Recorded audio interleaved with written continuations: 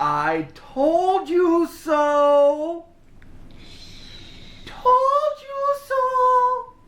That was really high pitched. I have no idea what you're talking about. Lies. All lies. And blaspheming. Yes, blaspheming blasphemer. Okay. Hi. So, I said that we might not do this video, and then all summer, people were asking me, are you going to do the video? Are you going to do the video? Are you going to do the video? I told some people yes, some people no, some people maybe. Because I honestly didn't know, and so I eventually said, you know what, guys? If it's good, I'll watch it, we'll do it. And people said watch it, and so we watched it, and it wasn't bad. I liked it a hell of a lot more than I liked almost every episode in season 4. Oh my goodness. Well. Even though there was no bell in it? No, there was some bell. There was some bell. There was some bell. There's about as much bell as there was in season 4. Yeah, like the entirety of season 4. Anyway, so, yeah.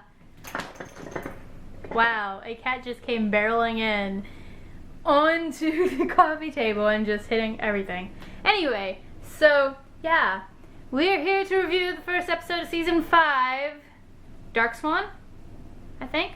Like I said, we would be. Yeah. Okay, so. First things first. It started off with Emma as a little bitty kid being adorable and shit. Going to see a movie. What is it called?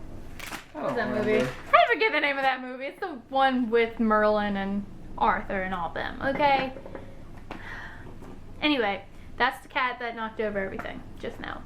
Anyway, so yeah, she gets inside and she steals a candy bar, and then some random dude shows up and is like being all creepy and telling her, don't do it, Emma. Don't it's like, lay on the book. Good cat. That's not what the guy said. He said don't do it, but I don't think he was talking about a book. He was talking about a sword. But, yeah, like... You know, Excalibur, where or whatever that sword is. That guy was, like, really strange. Where did he come from? Where did he go? Where did he come from? Taco Majo. Did you say Taco Bye? No. Anyway, but yeah, like, I don't understand where that guy came from. He's, like, totally random and totally weird. Where do you think the guy came from? Like, her dreams. My God!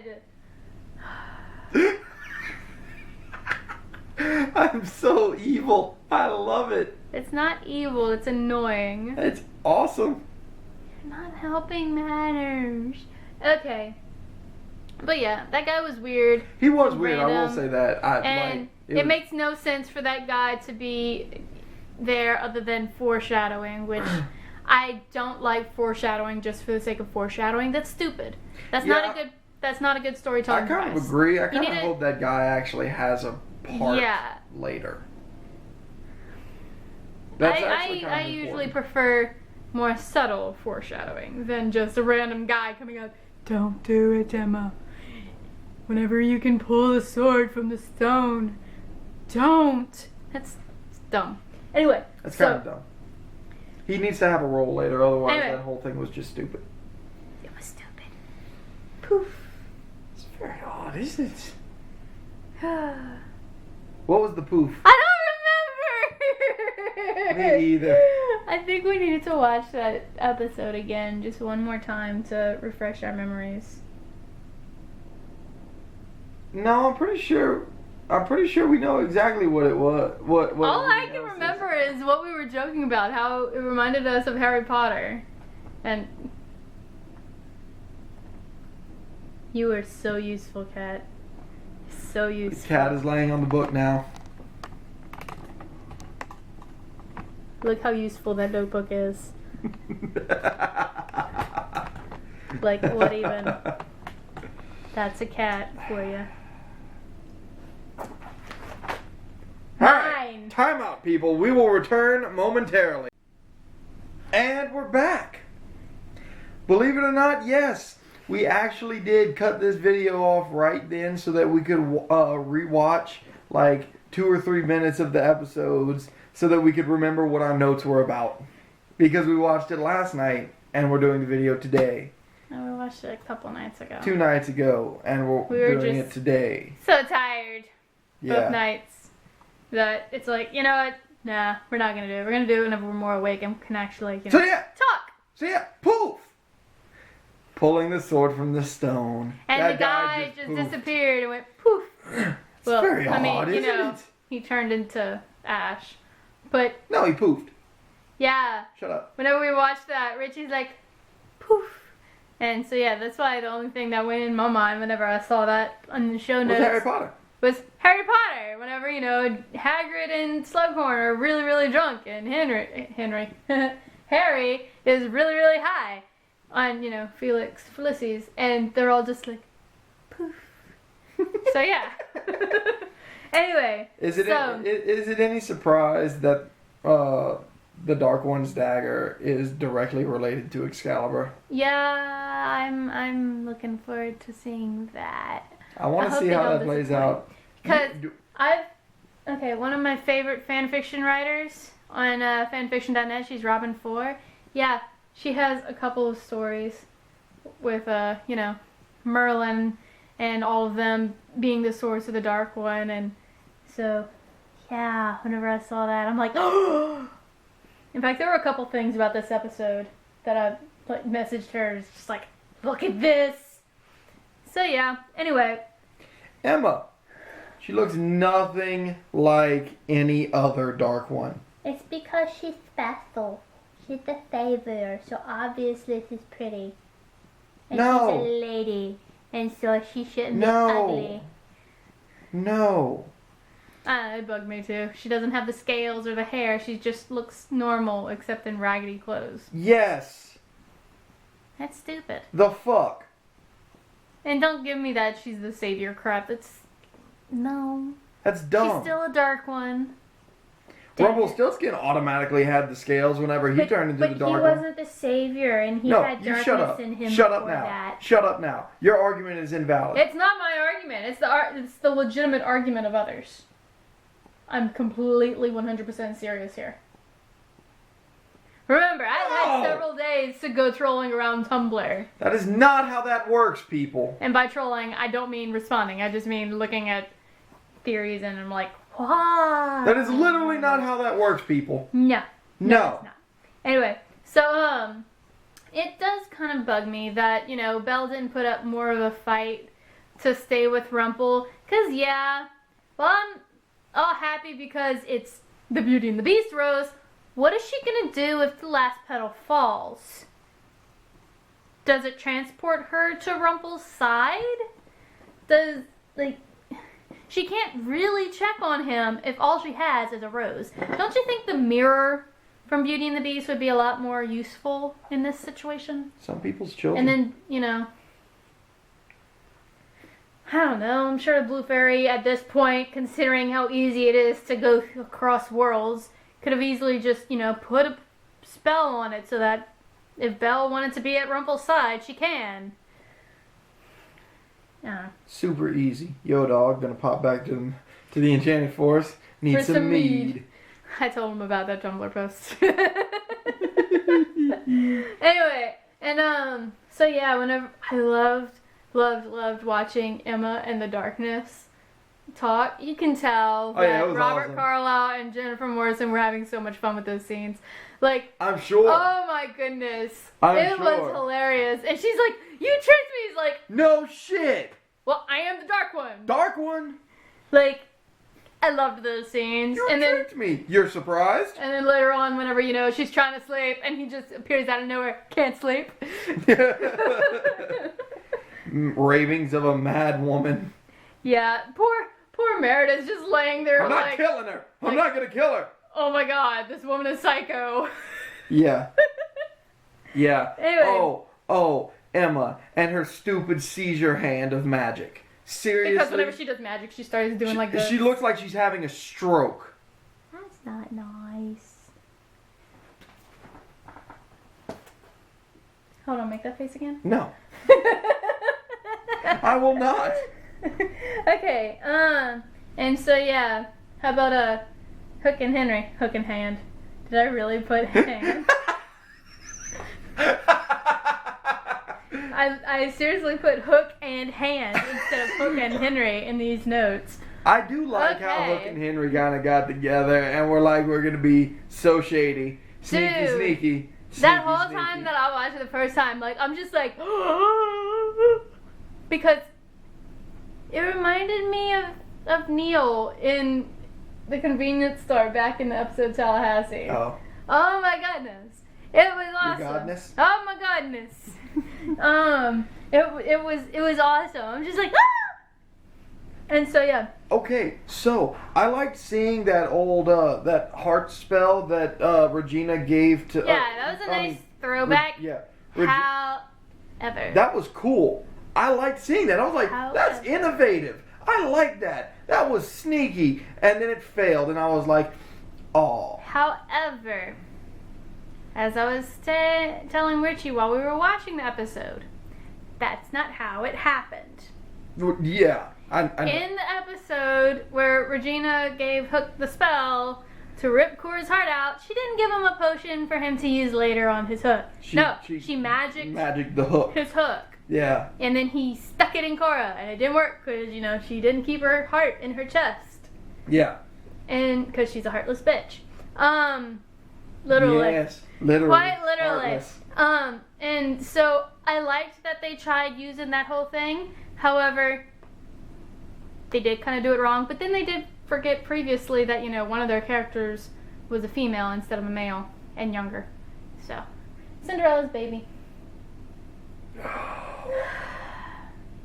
They forget their own little details. Like, they can't just go back and rewatch the episode. That would be too easy. It would just take like 5 minutes, maybe, just to see what previously happened in a previous episode as they're writing this. The common sense is strong with them. Before they plan all the... The common sense is strong. It's not that hard to keep to continuity, especially whenever it's things like that. Also, here's the thing. The bracelet is supposed to stop you from using magic. How did she sense? How'd you get this? How'd you get the dagger? How'd you get the dagger? Zelina, how'd she cut her hand off? Oh, the knife? Yeah, the knife. She stole it from him because he was threatening her with it. Oh yeah, that's right. She kind of, tricked him. Oh yeah, that's right. After the whole whoosh, my heart is protected. Oh yeah, that's right. I don't know why he was using a knife though. A little bitty dagger. He's got a hook. Well, the hook was to get her heart, and the dagger, I guess, was to stab her if that didn't work. You just stab her with the hook. Yeah, I don't know. That's right. I forgot about him having the dagger, but whatever. Whenever she was ranting and raving about how, she wanted to go to Oz and she'll have her baby that, will finally love her. Okay, one. That was classic crazy Zelina. One, oh my god, she is psycho. Two, why don't they just send her over the town line to, normal people world where she can't use magic and she can just be herself and, have herself and the baby. And she can't come back, because remember that whole little shindig about them not being able to cross the town line? Because once you go, you can't come back. But then she wouldn't be there anymore. Just send her back! But then she wouldn't be there anymore. And they couldn't write her back unless they wrote some new magical shenanigans where she could get back in. What are you talking about? They wrote her back from the dead. Oh my god. This show. But yeah, I still don't understand how Zelina was able to sense how to make a portal just by holding the wand while she still had the bracelet. How did she know what exactly they needed? I have no idea. Also, why was Zelina able to cast the spell all by her lonesome? I have a theory. Wait. You have a theory. I have a theory. And literally when I say I have a theory, I mean... You're pulling it out of your ass or something? It literally just came to me. So you're pulling it out of your ass, okay. More or less. Okay. She's pregnant. I actually had that same thought. She's pregnant. And babies are innocent. If the baby's magical entity, they're born innocent, that works. Okay, I can kind of see that. Now, to disprove my own argument, I still think it would have been better if no. Zelina and Regina cast it together. I do too, but that's not the point. To Not that disprove Regina my ever own, would. to disprove Don't my let her. own, shut up. Ah. To disprove my own argument of why Zelina was able to use the wand, here you go. Why was Regina all of a sudden able to magic with the wand later? Yeah, even though she wasn't able to previously because, you know, she didn't have both light and dark. She only had light now. That makes no sense. Why? I don't know. Yeah. Anyway. Yeah. So, yeah. Also, why did they all need to go into Granny's? The portal. That's not written on there, but that was one thing that I was thinking as, you know, they're all, like, in Granny's, ready to go, clinging on. Well, technically she cast the spell right in front of Granny's, didn't she? No, it, like, appeared over on the ocean, on the other side of the warehouse. Yeah, but where did she cast the spell? From the street. Wasn't Granny's, like, right there? Yeah, but no, they were in the corner. Like, you know, right next to the library, where they always are. Oh, yeah, that's right, the clock. Yeah. Like, why? I don't understand. They couldn't just be sucked up by a tornado? No, they need to have Granny's. The whole store. The whole shop. What happened to, you know, the other part of Granny's with the motel? Well, the inn. It's unimportant. But it's the same building! It's no longer valid anymore. Anyway, but yeah. No longer valid. It was valid for the first season. I thought it was cute that, you know, Henry and Roland are being all brothers and, like, acting like brothers, and, like, Henry's, you know, being protective big brother with Roland, who's getting so big. The little baby's growing up. Oh, Lexi wanted me to write down how Merida and Face. Emma? Thank you. Totally drew a blank there. How whenever Merida and Emma are standing there and they're essentially squaring Oh yeah. off, and the Dark One. And Rumple's just like, she's kind of got a thick accent, doesn't she? Can't understand a thing she's saying. I'm just like, huh. I see what they did there. I mean, it's kind of funny, but kind of frustrating at the same time because they kind of keep picking at things about Robert Carlyle. Because last season it was his shortness. This season it's his accent. Still kind of funny. Explain what they did there, because I'm pretty sure there are some people that don't know what they did there. Oh, Robert Carlyle's accent is like thicker than Merida's. Like his natural accent is much thicker. So to hear him say that is just very ironic. Didn't you say something about Trainspotting? Dude! Oh my god, okay, so if you've never seen the movie Trainspotting, if you are above a certain age, you should totally watch it, okay? But be warned, like the first time I tried watching it, I could not understand a single thing Robert Carlyle said in the first scene with him. Oh my goodness, like there were literally like 3-4 words that I understood and 2 of them were curse words. Yeah, it's really thick. And so yeah, that's why it's kind of funny that he said that. Yeah. Anyway, so Richie, tell us about your feelings about Emma as the Dark One in Storybrooke. She looks ugly.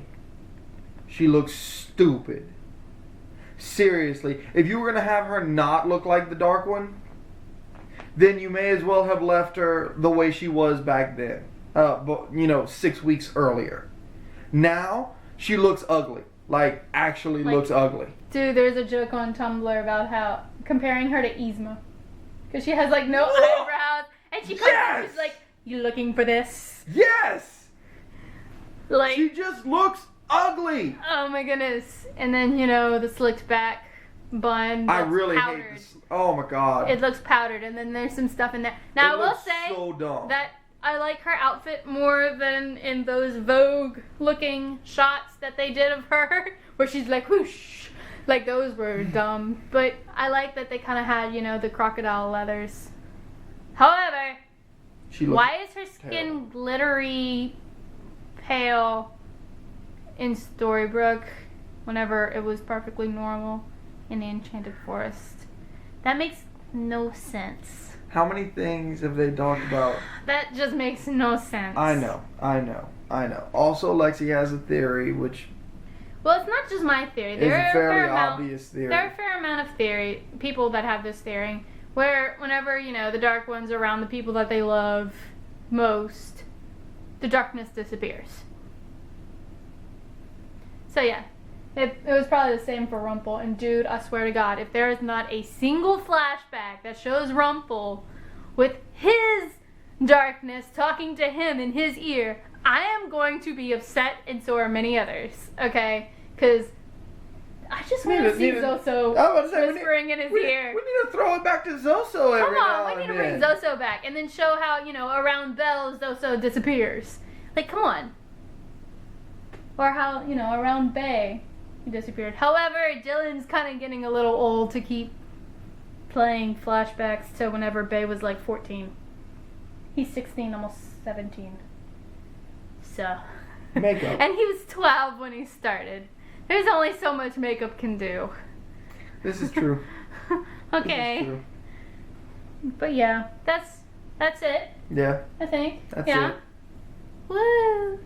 I told you we were going to do this. Yeah, I know. Richie told you I was going to do this.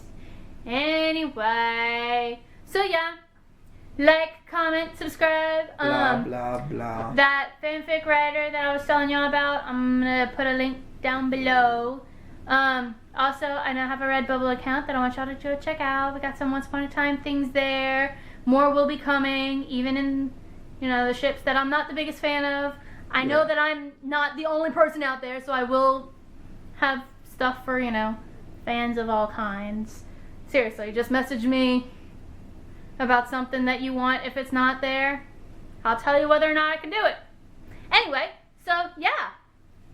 That's all. Goodbye, nerds. See y'all next